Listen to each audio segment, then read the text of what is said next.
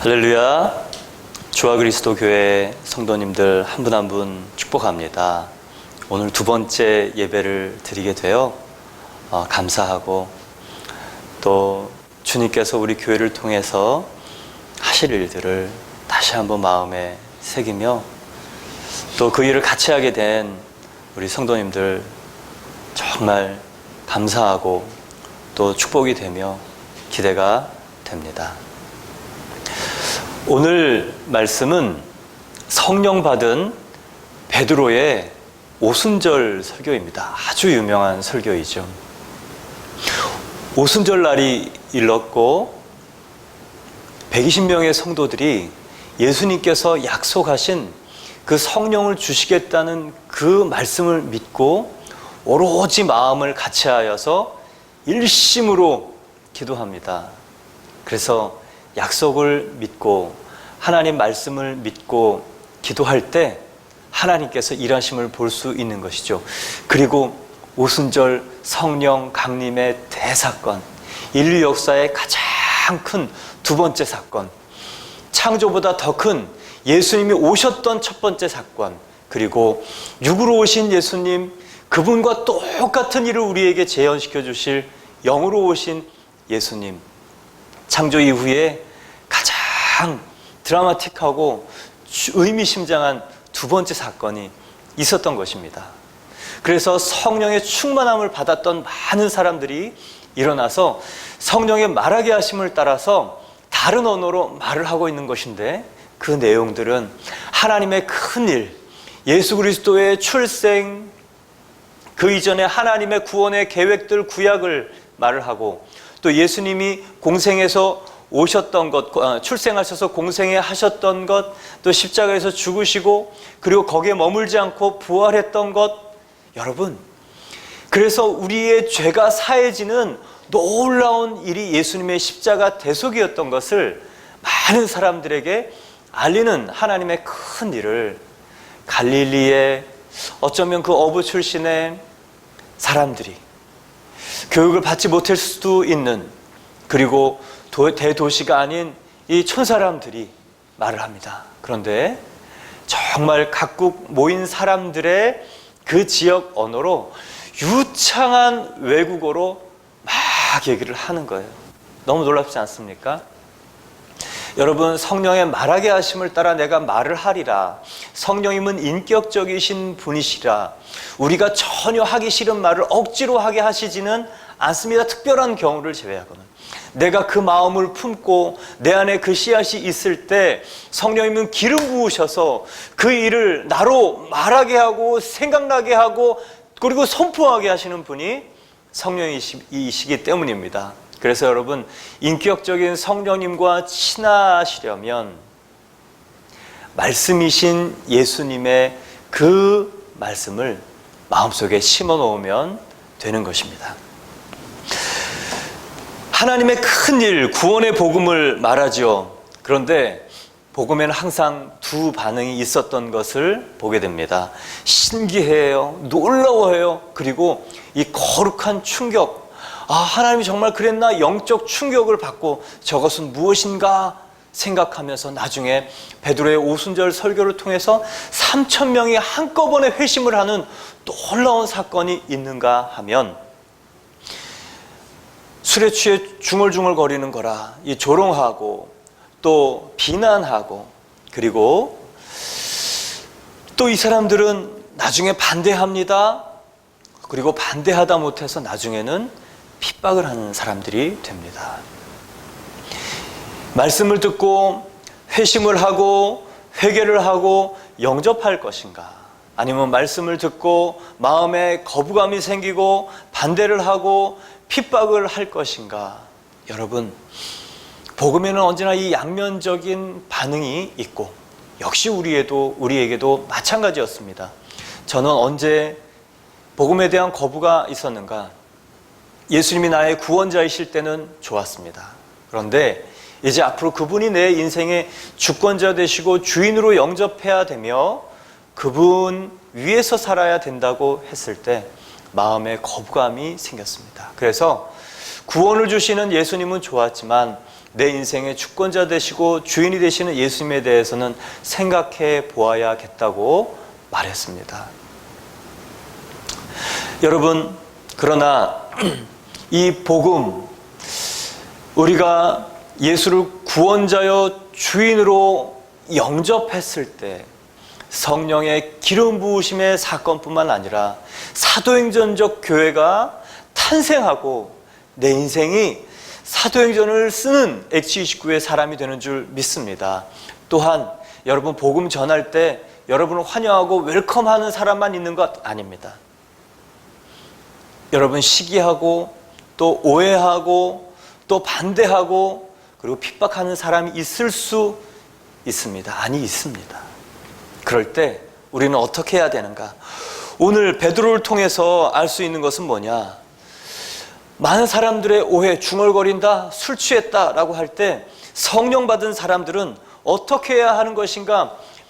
성령 받은 사람들의 처신을 오늘 베드로를 통해서 볼 수 있습니다. 사도행전은 성령 받은 교회의 샘플이기도 하지만 성령 받은 사람들이 각각의 상황에서 어떻게 하나님이 기뻐하시는 뜻대로 행할 것인가를 볼 수 있는 내 인생의 매뉴얼이고 샘플입니다. 성령 받은 베드로는 과연 어떻게 할까요? 우리 14절 말씀을 함께 읽겠습니다. 베드로가 11사도와 함께 서서 소리를 높여 이르되 유대인들과 예루살렘에 사는 모든 사람들이 이 일을 너희로 알게 할 것이니 이 말에 내 말에 귀를 기울이라. 베드로가 11사도와 함께라는 단어가 중요합니다. 서서 소리를 높입니다. 그래서 중요한 것은요, 공동체입니다. 기도할 때도 함께 기도했어요. 함께 기도한 사람들이 함께 오해와 또 핍박을 받을 때 힘이 되는 것입니다. 한 사람이면 패하겠거니와 두 사람이면 맞설 수 있나니 세 겹줄은 쉽게 끊어지지 아니하리라. 전도서 4장 12절 말씀입니다. 그래서 예수님이 12제자를 세우시고 둘씩 파송했던 것입니다. 예수님도 제자를 파송하실 때 한 사람이면 넘어지겠구나, 반대를 이길 힘이 부족할 수 있겠구나, 그러나 지지대가 되고 중보자가 되고 함께 그것을 이겨낼 사람이 있으면 두 사람이면 이겨내겠구나. 여러분, 그래서 신앙의 동지 중요합니다. 하나님, 저와 함께 그 일을 할 수 있는 동지를 만나게 해주십시오. 그리고 오순절은요, 그 120명의 동지들, 한 사람 두 사람이 아니라 120명의 동지가 한순간에 생겼던 이유는 예수님께서 오랜 동안 준비하신 예수님의 꿈, 예수님의 비전을 한순간 일시에 120명이 받았기 때문입니다. 평생 준비한 한 사람의 꿈이 단순간에 다른 사람에게 심겨질 수 있는가? 있다. 여러분, 그게 사도행전입니다. 그게 성령 받은 사람들입니다. 그래서 저는요, 자신 있고 감사한 것은 뭐냐면, 나는 작은 나라에서 작은 사람으로 태어났지만 하나님께서 예수 그리스도의 꿈을 나에게 주셨기 때문에 나는 한 개인의 작은 사람으로 머물지 않고 살 수 있겠구나. 나를 넘어선 일을 할 수 있겠구나. 정말 주님의 그렇게 나를 불러주시고 만나주신 것이 얼마나 감사한지 모릅니다. 오늘 베드로가 말하는 대상들이 있어요. 유대인들과 예루살렘에 사는 모든 사람들아. 이 얘기는 유대인들, 앞에 유대인들은 디아스포라 유대인입니다. 전국에서, 전 세계에서 온 흩어져 살던 유대인, 그리고 예루살렘에 사는 유대인들, 예루살렘에 사는 모든 사람들아는 이 예루살렘에 사는 본토 유대인들을 말합니다. 말하는 대상이 분명하죠. 여러분, 성령 받은 사람들이 그 다음에 눈을 떠야 되는 것은 복음 전파를 위한 영적 대상, 영적 전쟁의 대상을 인식하고 분명히 이해하는 것이 필요합니다. 복음을 전할 때는 복음을 받은 사람들은 늘 오해, 또 핍박, 박해가 있습니다. 그것이 이상하지 않은 이유는 이 세상은 온 세상이 악한 자에게 처해 있다고 성경은 기록합니다. 그래서 복음을 받은 사람들은 예수님이 이 세상에 다시 오실 때까지 그런 반대가 필수적입니다. 그런데 중요한 것은요, 이거예요. 영적 전쟁의 대상, 직접적인 대상은 사람일 수 있고 그 상황일 수 있지만 본질적인 대상은 악한 자, 공중권세 잡은 자, 사단임을 기억하고 내 앞에 있는 사람들 미워할 것이 아니라, 내 앞에 있는 사람들 때문에 분노할 것이 아니라, 그 사람들이 지금은 눈이 가려지고 귀가 가려져서 사단에게 쓰임을 받고 있지만 하나님이 사랑하셔서 구원하시기로 결정하고 보내주신 그 아들 예수 그리스도가 사랑하는 사람이다 라는 것을 기억하면 영적 전쟁을 이길 수 있고, 그리고 오해와 핍박과 그런 나를 반대하는 상황을 오히려 하나님의 복음을 전해서 그 사람의 생명을 구원할 수 있는 상황으로 바꿀 수 있는 것입니다. 사랑하는 성도 여러분, 그래서 내 믿음 때문에 어려움이 생길 때 여러분 기대하십시오. 사람 미워하지 말고, 또 왜 이렇게 상황이 어그러졌는가 원망하지 말고, 이것이 어떻게 하나님의 일로 역전될 것인가 기대하시고, 하나님께서 나를 어떻게 하길 원하시는가 기도하시고, 또 하나님께서 기뻐하시는 일을 내가 하리라, 이 상황을 주님이 기뻐하시는 상황으로 바꾸리라, 하나님의 관점으로 내가 생각해서 그 일을 하리라. 여러분, 상황을 뛰어넘는 사람, 그리고 사람을 품는 사람, 그래서 하나님의 일을 이루는 저와 여러분 되기를 축원합니다. 그래서 베드로는 이 일을 너희로 알게 할 것이고, 오해와 조롱에 대한 설명을 15절에 합니다. 우리 15절 말씀 같이 읽겠습니다. 때가 제3시니 너희 생각과 같이 이 사람들이 취한 것이 아니라, 때가 제3시라는 것은 아침 9시입니다. 그러니 너희가 생각하는 것처럼 이 사람들이 아침 9시부터 술 취하겠느냐? 이 사람들은요, 유대인들은, 비난했던 사람들은 이 사람들이 정신이 오락가락해서 중언부언 또 술 취한 것처럼 말한다고 생각했습니다. 그런데 그렇지 않다고 얘기하는 것이죠. 아침 9시는 어떤 시간입니까? 열심히 일을 하기 시작하는 시간, 제정신의 시간, 그리고 어떤 일에 집중하는 시간, 맑은 시간.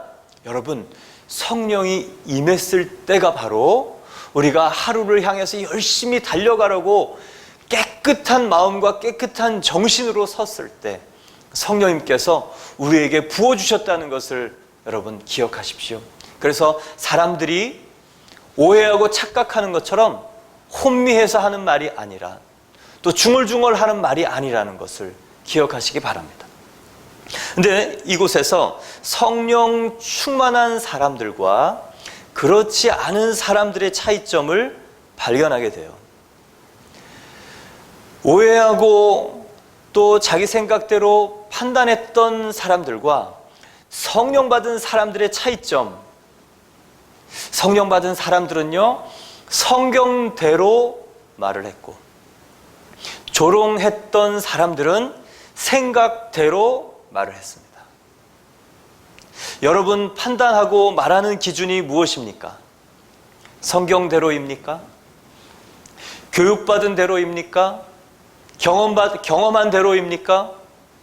여러분, 성경을 내 경험 위에 두어야 영적 경험을 할 수 있습니다. 하나님의 사건들을 내가 볼 수 있고 그 일에 통로가 되며 정말 많은 사람들에게 하나님의 말씀이 맞다는 것을 나를 통해 나타낼 수 있습니다. 영적 경험이란 하나님의 뜻이 나를 통해 이루어지는 것입니다. 놀라운 일이죠. 그래서 예수 그리스도께서 이렇게 기도하라라고 우리에게 가르쳐준 산상수훈의 주기도문은요, 하늘의 뜻이 나를 통해서 하늘에서 이루어진 것이, 하나님의 뜻이 하늘에서 이루어진 것처럼 땅에서도 이루어지리라, 이 거룩한 영적 경험이, 영적 체험이, 영적 사건이, 생명의 사건이 당신을 통해서 일어나기를 바란다는 예수님의 바람, 그리고 가르침, 그리고 그 명령, 그것이 실제화되는 것이 바로 오순절 성령 강림, 영으로 오신 예수님 때문에 그런 것입니다. 그러려면 내 생각, 내 지혜, 내 감정, 내 의지, 그것이 성령을 가로막거나 방해하지 말아야 합니다.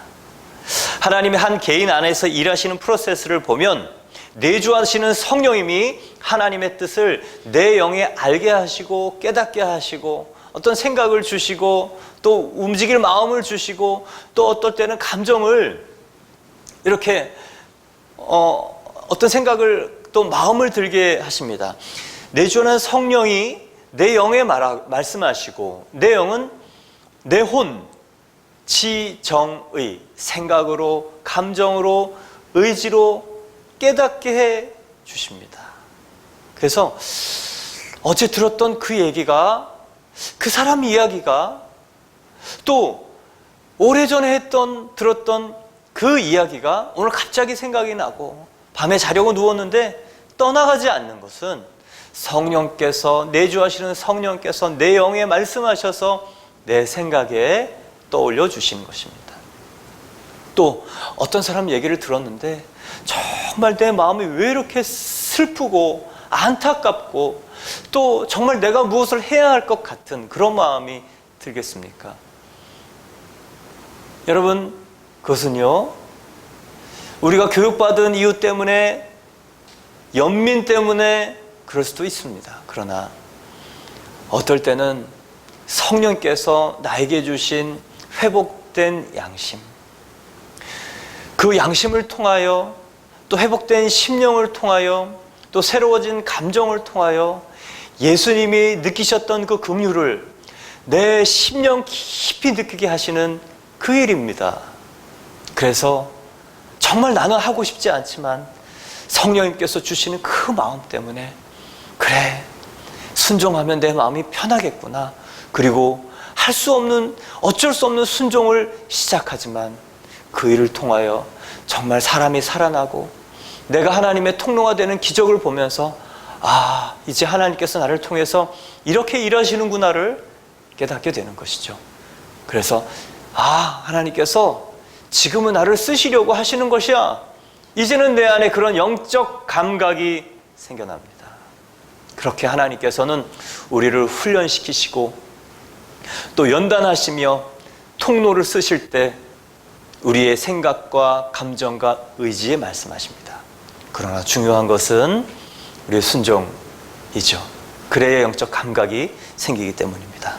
이렇게 내 안에 하나님께서 뜻을 이루시려는 그 하나님의 영을 가로막는 가장 큰 방해물이 내 지식, 내 감정, 내 생각, 내 의지일 수 있지만 오히려 성령 받은 생각, 성령 받은 지성, 성령 받은 감정, 성령 받은 의지는 강력한 성령의 협력자가 될 수 있습니다. 영의 사람이란 어떤 사람이냐? 골로새서 3장 10절에 새 사람을 입었으니 이는 자기를 창조하신 이의 형상을 따라 지식에까지 새로움을 받은 자니라. 그래서 여러분, 세상 교육 받은 정도에 매이지 않고 살 수 있는 이유는 그 사람은 죽었어요. 이제 하나님을 경외하는 것이 세상의 지혜라라고 말씀하신 세상의 지혜가 아닌 하나님의 지혜가 나를 새롭게 하셨고 이제는 내가 그것을 깨닫고 발견해 나가는 것이 성장이고 성숙인데 그 길이 어떤 방법입니까? 성경을 통해, 그리고 나눔을 통해, 그리고 다른 사람의 묵상을 통해, 다른 사람의 간증을 통해, 그리고 성령님께서 나를 통해 말하시는 것을 통해 나타나는 것이죠. 그래서 성령을 제한하시지 않기를 바랍니다. 영이 일하실 때 내 감정이 영을 목졸라서 숨쉬지 못하게 하고, 내 의지가 힘으로 막아서 영이 힘쓰지 못하게 하는 것이 아니라 영이 나를 움직이시는 사람, 영의 사람 되기를 축복합니다.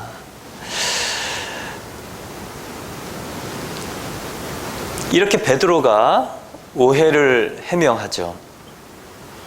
성령의 은혜는요, 준 자와 받은 자만 압니다. 그러니 베드로가 사람들의 오해와 비난을 받은 은혜를 설명할 수 있는 것이죠. 인간적인 모욕과 또 자기 보호를 위해서 해명하는 것, 여러분 그것은 하지 말길 바랍니다. 그러면 하나님의 큰 일을 볼 수 없습니다. 그러나 성령님께서 하신 것들을 사람들에게 이야기해야 할 때, 받은 은혜를 이야기할 때, 저는 여러분이 은혜를 따라 말할 수 있는 분들이 되기를 축원합니다. 교회, 사도행전적인 교회는 어떤 교회인가? 성령을 체험한 각각의 사람들, 따로따로 은혜를 받은 사람들이 한 교회에 모여서 이룬 것이 교회가 아닙니다. 함께 모여있는 공동체 안에 동일한 영적 체험인 성령의 기름 부으심임에서 함께 은혜 체험을 했던 것, 그래서 강력한 공동체, 나달들이 모여서 이룬 집합이 아니라 강력한 하나의 공동체, 성령의 공동체 된 것입니다. 이게요, 사도행전의 첫 번째 특징, 사도행전적 교회의 첫 번째 특징인 성령 받은 공동체입니다.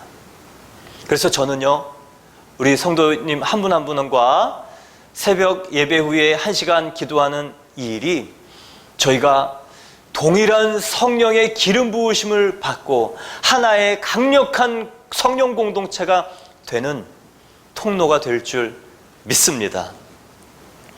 또한 이 강력한 성령 공동체, 기도를 통해 이룰 뿐만 아니라 매일매일 같은 설교를 듣잖아요. 그리고 그 말씀을 매일매일 각자에게 주시는 말씀을 또 큐티로 올리잖아요. 또한 그것을 서로 보잖아요. 무슨 공산당 같잖아요. 그런데 제가 이 단동에서 본 것은 이 공산당이 이 사도행전적 방법론을 사용하고 있다는 것을 너무 여실히 봤습니다. 그래서 저는 제 목회의 사역 방법론에 가장 큰 영향을 준 교회는 온누리교회이고, 그리고 중국의 처소교회였어요.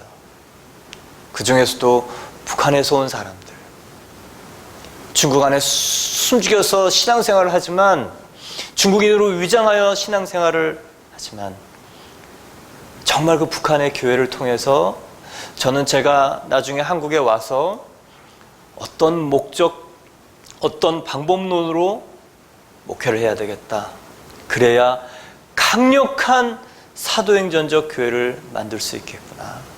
여러분, 저는 여러분이 다 국경지대에 한 번씩 가서 몇 년씩 살기를 바랍니다.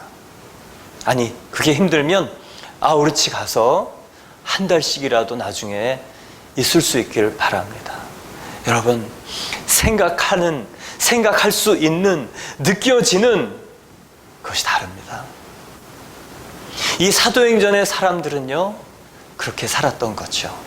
그리고 지금도 그렇게 사는 사람들이 있습니다. 그리고 저는 지금 대한민국에서도 그 삶을 살 수 있다고 믿습니다. 공산당처럼 같은 설교를 듣고 같은 것을 묵상하고 또 다른 내용을 큐티로 올리고 또 그것을 같이 보고, 하나님께서는요 이렇게 그 일을 통해서 개인을 어떻게 인도해 가실지 우리 서로가 볼 수 있는 것입니다. 뿐만 아니라 주와 그리스도 교회가 나아가야 할 디딤돌이, 저는 주와 그리스도 교회 공동 카톡방, 단체 카톡방, 큐티에 올려진 내용을 통해서 하나님께서 우리 교회에 나아갈 디딤돌, 바로 앞에 스텝들, 무엇을 해야 될까? 무엇을 설교해야 될까? 무엇을 교육해야 될까? 그렇게 말씀해 주시며 우리의 등불을 우리 모두의 일들을 통해서 나타내시리라 믿습니다. 그래서 공동의 리추얼, 근데 리추얼이라는 의식이라는 단어를 쓰기엔 너무도 작아요. 성령 받은 공동체, 여러분 이것이 좋습니다. 리추얼보다 아주 더 의미 깊은 같은 성령을 받은 사람들, 저는 몇 날이 못 돼요.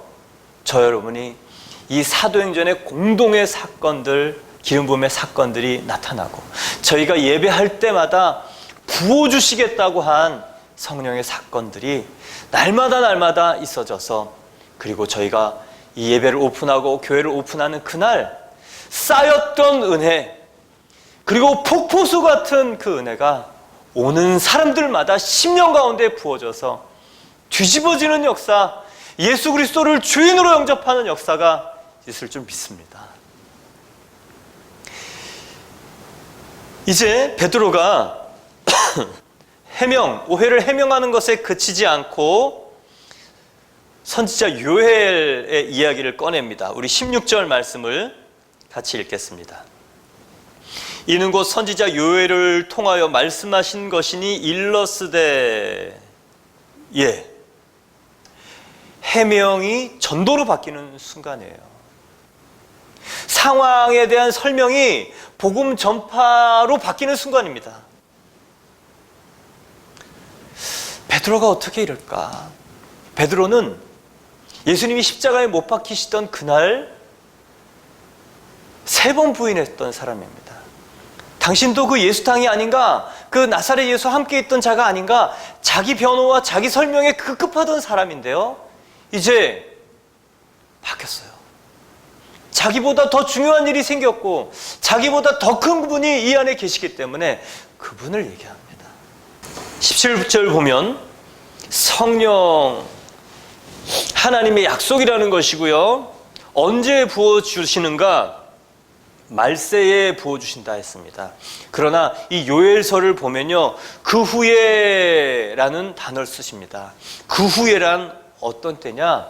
예수님이 이 땅에 오셔서 십자가를 지시고 우리 죄를 대속하시고, 그리고 3일 만에 부활하시고, 그리고 40일 동안 제자들을 가르치시고 하나님 나라의 일을 전파하시고 승천하신 이후에 성령을 보내주시겠다는 말입니다. 그런데 사도행전은 그것을 말세라고 말하는 것이죠. 근데 예수님이 승천하시고 성령이 오신 다음부터 말세가 아닙니다. 예수님이 공생애를 시작하려 오셨을 때부터 때가 가까웠다, 하나님 나라 가까웠다. 예수님이 오셨으면 이제 심판의 때가 임한 것, 한 번 죽는 것은 사람에게 정해진 것이요 그 후에는 심판이 있다고 말씀하신 그 일을 생명의 심판으로 준비하시기 위해서 우리에게 오신 일이 바로 예수님의 성육신입니다. 언제 부어주시는가? 예수님이 떠나가시고 그리고 승천하신 다음에 성령님께서 우리에게 오시는 것이죠. 그리고 성령은 이 요엘서 말씀처럼 내가 내 영을 모든 육체에 부어주시겠다 했습니다. 누구에게 부어주시는가? 오늘 보면요, 모든 육체에게 부어주신다 했습니다. 사람이면 누구나 성령을 받을 수 있다. 특별한 사람만이 아니라 육체를 가진 인간이라면 누구든지 성령이 임할 수 있다. 단 예수를 주로 영접하는 사람, 구원자 그 예수님을 주시나 부르는 자는 성령이 임하신다고 고린도전서 12장 2절에 말씀하셨습니다.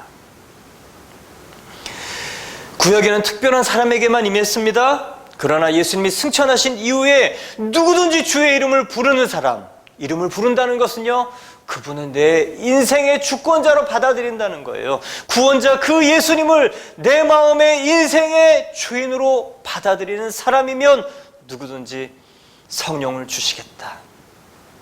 왜 하나님께서는 짐승이 아니라, 동물이 아니라 인간에게, 모든 육체인 인간에게 성령을 부어주실까요?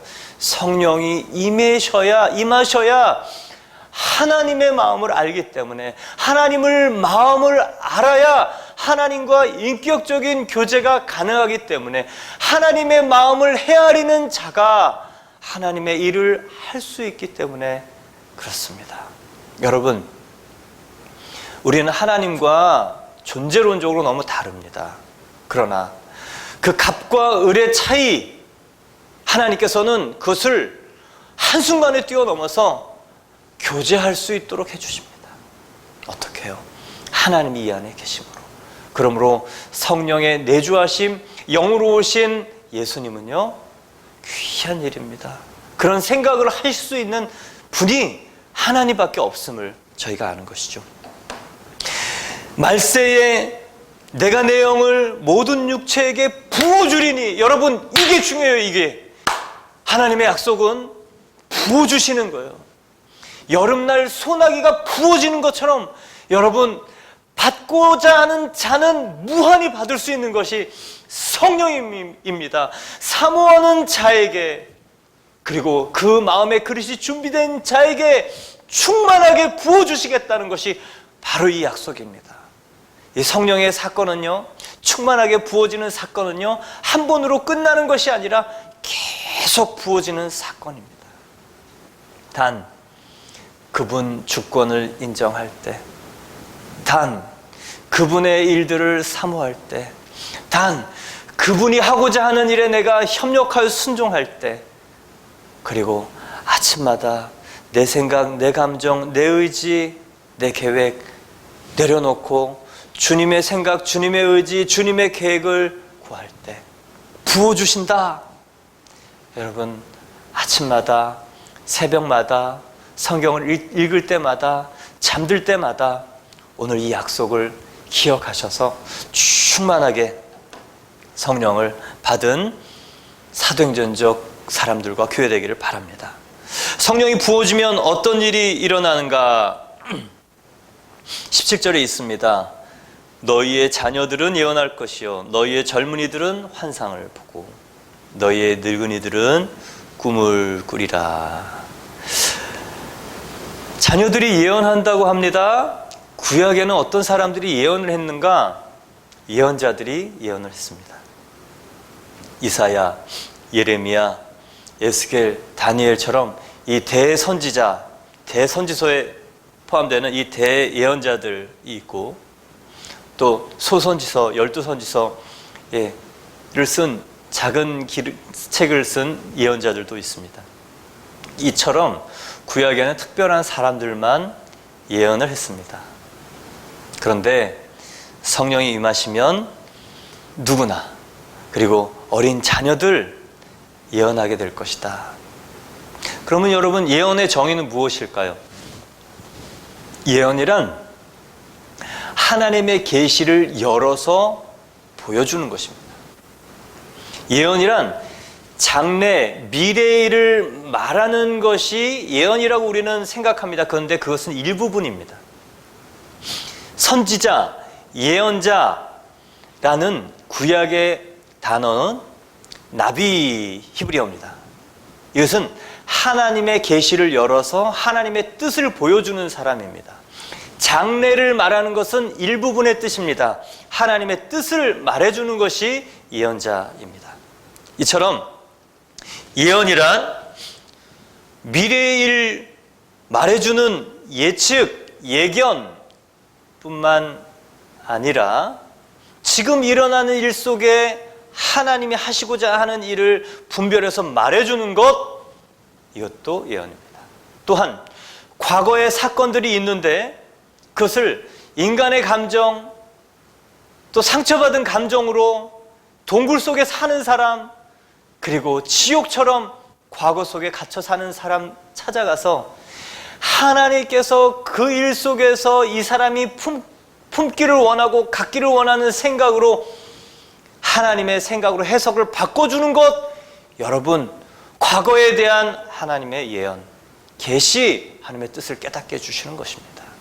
그래서 여러분, 내가 하나님의 뜻을 분별하는 이 분별력을 구하는 것이 크리스찬에겐 중요합니다. 그 사람은요, 내 인생의 미래에 대해서 하나님의 꿈을 꿀 뿐만 아니라 다른 사람의 인생을 볼 때 하나님께서 이 사람에게 원하시는 것이 무엇이구나, 그런 감각이 생기고 그런 말을 해주고 그런 준비를 시킬 수 있는 그런 영적 리더가 되는 것입니다. 또한 하나님의 뜻에 내 뜻을 맞추겠다는 사람, 내 뜻보다 하나님의 눈이 나의 눈이 되기를 바라는 사람은요, 상처 속에 갇힌 사람들을 새롭게 해석시켜서 자유를 줄 수 있는 놀라운 그런 치료자의, 회복자의 역할을 할 수 있는 것입니다. 그래서 예수님이 계속 산상수훈에 먼저 그 나라 의를 구하라, 하늘에서 이루어진 그 뜻이 너를 통해서 땅에서 이루어지기를 원한다, 그렇게 우리에게 가르쳐 주신 것이죠. 이렇게 성령 받고 구원을 받으면 자신의 미래도 알아지고 현재 있는 일 속에 하나님의 뜻도 보여지고 과거에 쓰라린 감옥에 사는 사람들의 과거를 새롭게 해주어서 새로운 삶을 선물해 주는 것이죠. 또한 나라와 국가, 우리의 공동체가 무엇을 준비해야 되는가 깨닫고 준비하는 역사, 준비하는 삶을 살게 됩니다. 근데 이 예언서는요, 길이에 따라서 대선지서, 소선지서로 구분을 합니다. 그러나 예언서를 시기적으로 나누면 전기 예언서가 있고 후기 예언서가 있습니다. 예언자도 전기 선지자가 있고 전기 예언자, 후기 선지자, 후기 예언자가 있습니다. 전기 예언자에 속하는 사람들, 전기 선지자에 속하는 사람들은 누구냐? 엘리야, 엘리사, 그리고 그 앞에 마지막 사사이기도 한 사무엘을 전기 예언자, 전기 선지자로 포함시킵니다. 후기 예언자, 후기 선지자는 누구냐? 기록 선지자 예레미야, 이사야, 글로써 하나님의 뜻을 남겼던 사람입니다. 여러분, 전기 선지자는 무엇으로 하나님의 뜻을 나타냈는가? 능력으로, 권능으로, 사무엘처럼, 엘리사처럼, 엘리야처럼, 갑절의 영감을 받은 엘리사처럼 하나님의 권능으로 하나님의 뜻을 이 땅에 펼쳐내는 전기 선지자, 자녀들이 그렇게 된다는 거예요. 성령 받은 사람들은 권능으로, 갑절의 영감으로 이 땅에 그런 일을 행한다는 것입니다. 또한 글로써, 말로써, 간증으로써, 큐티로써 갑절의 영감을, 하나님의 뜻을 글에 담아, 말에 담아, 그리고 인생에 담아 그 하나님의 뜻을 다른 사람에게 보여주신다는 것입니다. 여러분, 우리가 무엇이건데 그 일을 하는 존재가 됩니까? 너무 영광스럽지 않습니까? 성령이 임하시면. 그래서 성령, 그래서 영으로 오신 그분이 우리의 비포와 애프터를 완전히 가르는 것입니다. 저는 이렇게 한 개인, 과거, 현재, 미래, 또 공동체와 국가의 과거, 현재, 미래를 새롭게 해석하고 준비하는 그 일, 그래서 여러분, 그런 사람이 오피니언 리더가 되는 거예요, 사회에서. 저는 여러분 그렇게 될 거라고 믿습니다. 아니, 그 일을 이미 하고 있을 거라고 믿습니다. 두 번째는 보면 너희 젊은이들이 환상을 보고, 젊은이들에게 이 환상, 비전이에요, 비전. 요즘 젊은이들의 비전은 무엇입니까? 좋은 대학 가서 좋은 직장에 취직하고 어떤 배우자를 만날 것인가. 여러분, 그게 나쁜 비전은 아닙니다. 그러나 그게 끝은 아니에요. 그게 끝이라면 여러분, 우리는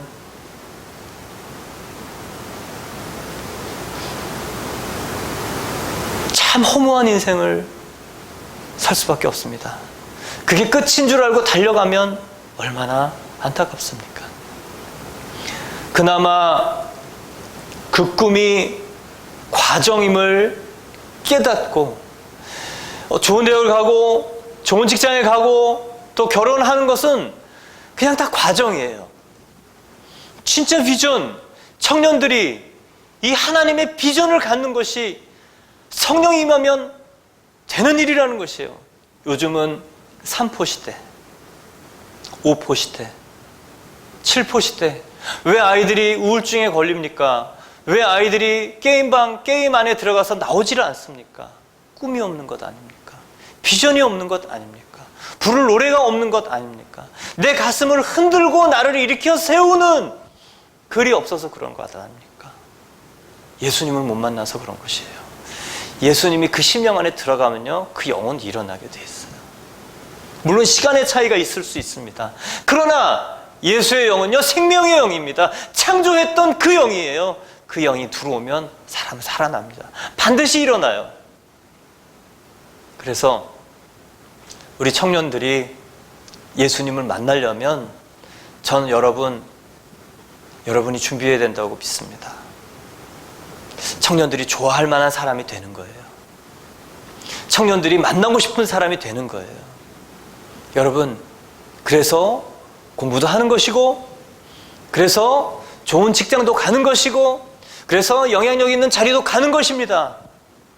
뿐만 아니라 어려운 일이 생겼을 때 그것을 나에게 어려운 일이 하나님이 계획하시고 예비하신 것으로 담대하게 말할 수 있는 그런 영적 자신감이 여러분에게 있어야 됩니다.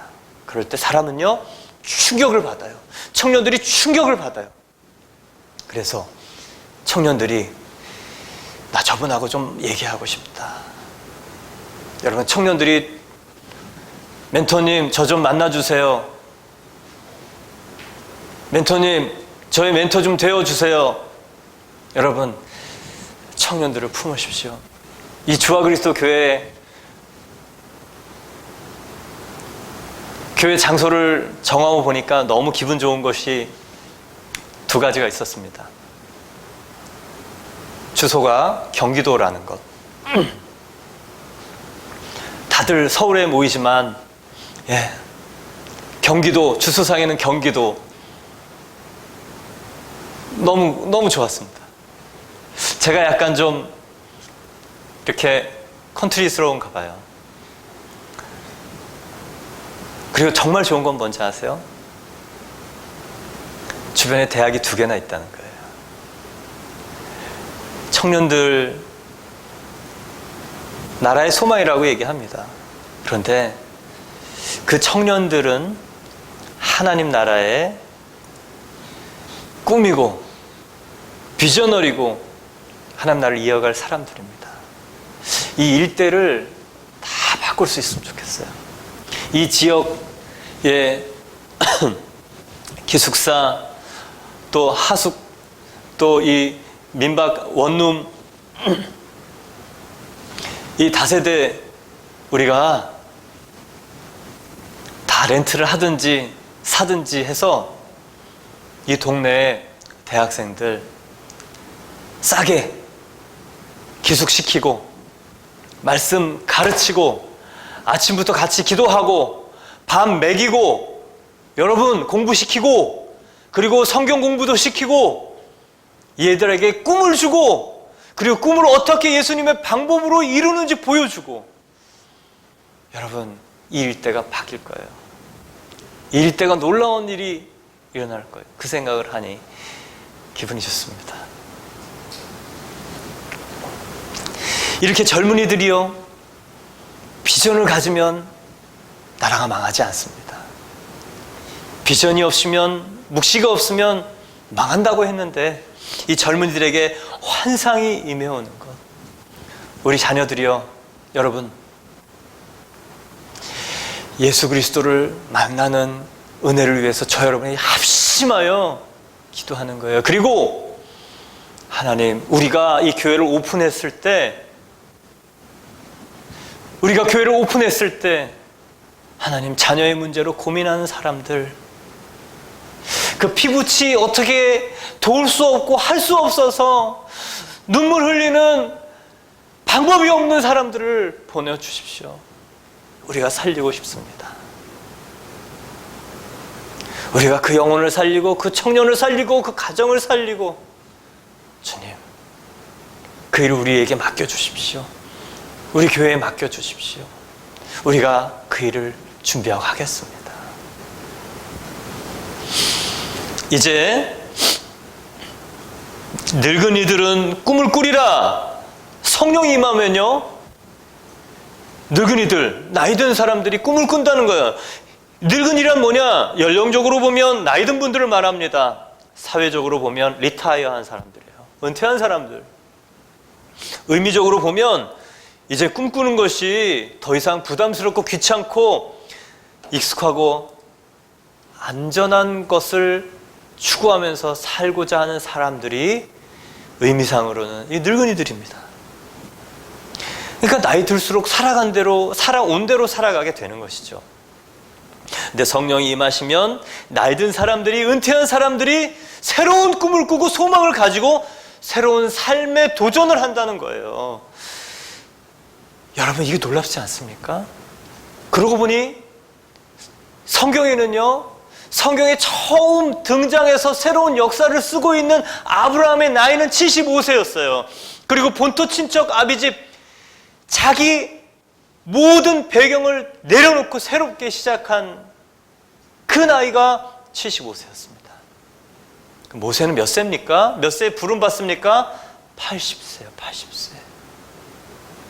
이제는 내려놓고 이제 정돈해야 될 시기에 하나님은 그 영혼을 불렀어요. 그 인생을 불렀어요. 더 대단한 건 뭔지 아세요?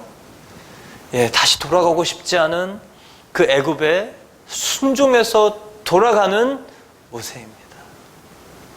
하나님, 다시 그 험한 일을 내가 하고 싶지 않습니다 라는 마음이 있지만, 그보다 하나님, 이전에 나의 의지로 실패했던 그 일 속에 주님의 의지로 새로운 기회가 부어진 것이 감사합니다 라고 걸어갔던 모세의 순종입니다. 그래서 성령이 임해오면요, 마음이 막 들뜨고 바빠지는 거예요. 여러분, 나이와 관계없습니다. 또 여러분, 85세에 헤브론을 정복하겠다고 여호수아에게 저 땅, 이 산지를 내게 주소서 라고 말했던 갈렙은요, 85세입니다. 나이가 내 발목을 잡는 것이 아니고, 내 안에 꿈이 없고 도전이 없고 익숙한 대로 편안한 대로 살아가는 이유는 자기 안에 갇혀 있는 것이기 때문에 그렇습니다. 그러나 성령이 임하면 저 여러분이 이런 삶을 살게 된다는 것이요, 기대가 됩니다. 그래서 지금 같이 예배하는 분들이 더 나이가 들고 더 연세가 들고 이제 60이 되고 70이 되고, 그때 여러분 정말 사도행전적인 일들을 더 실현하시길 바랍니다. 선교지에 가서 사도행전을 쓰시기 바랍니다. 한 교회의 영적 지수는 어떻게 볼 수 있는가? 비전의 청년들이 모여 있는가? 청년들의 숫자가 있는가?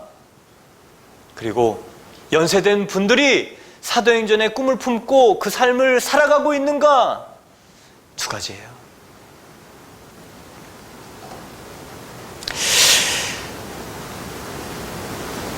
이제 그때 18절을 보면 내가 내 영을 내 남종과 여종들에게 부어주리니 그들이 예언할 것이요. 여러분, 나이와 관계없다는 것을 17절에 말해줍니다. 18절엔 신분과 관계없다는 것을 말해줍니다. 종은 권리가 없는 사람들입니다. 벙어리 3년, 귀머거리 3년 아니고요. 종은 평생 자기 의견이 없는 사람, 말하지 말아야 되는 사람, 들어도 못 들은 척하는 사람. 그러니 꿈이 있을 수 있겠습니까?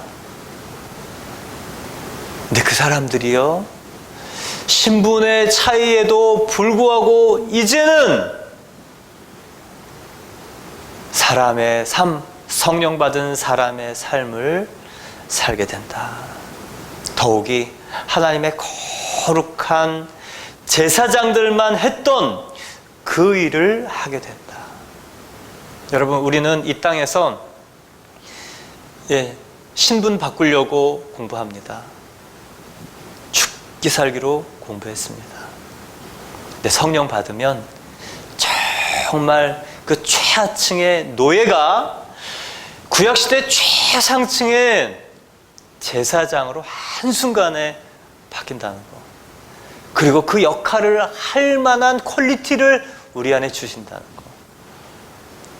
여러분, 성령 받아야 되지 않겠습니까? 그러니 우리 자녀들이 성령 받도록 예수 그리스도를 정확히 가르쳐야 되지 않겠습니까? 그러니 너가 공부를 해야 하는 이유는 좋은 직장, 좋은 인생이 아니라 하나님이 너를 통해 일하실 것을 기대하시기 때문이라고 가르쳐야 되지 않겠습니까? 나는 네가 공부를 못해도 좋지만 하나님의 사람이 되어야 된다고 가르쳐야 되지 않겠습니까? 그리고 우리가 그 삶을 먼저 보여줘야 되지 않겠습니까?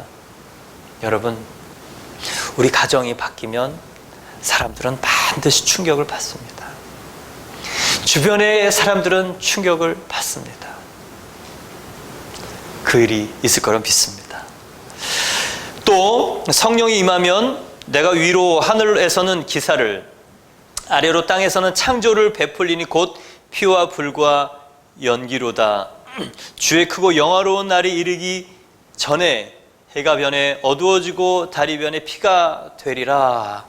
성령이 임하셔서 이제 일하시고 우리를 통해 하나님 나라를 땅끝까지 정하게 하시면 어떤 일이 오는가? 예수님의 다시 오심, 크고 두려운 영화로운 날이 이르는 사건이 있다는 것이죠. 그래서 여러분, 어두운 밤은 쉬됩니다. 그 찬송가 있지 않습니까? 어두운 밤 쉬되리니 내 직분 지켜서 일할 수 있을 때 일하라. 성령과 함께 일할 수 있을 때 일하라. 성령이 너를 통해 일할 수 있을 때 일해라. 성령님께서 너를 마음껏 쓰시고자 할 때 네가 일을 해라. 그리고 그 일을 통해서 많은 사람들이 구원을 받게 하라. 아멘. 그리고 이제 예수님의 재림이 오신다는 것입니다. 오늘 말씀을 맺겠습니다. 오늘 사도행전의 첫 설교, 사도행전의 첫 번째 특징인 성령 받은 사람들, 성령 받은 공동체, 그리고 그 일은 우리를 말하게 하심으로 우리 입술을 통해 하나님의 설교를 하게 하십니다. 그 설교의 핵심은 무엇입니까? 누구든지 주의 이름을 부르는 자는 구원을 받으리라. 누구든지 구원자 예수 그리스도를 만나 그 인생의 주권자의 주인으로 영접하면 구원을 받으리라. 하나님의 크고 비밀한 일을 날마다 간증하고 설교하는 저와 여러분 되기를 축복합니다. 함께 기도드리겠습니다.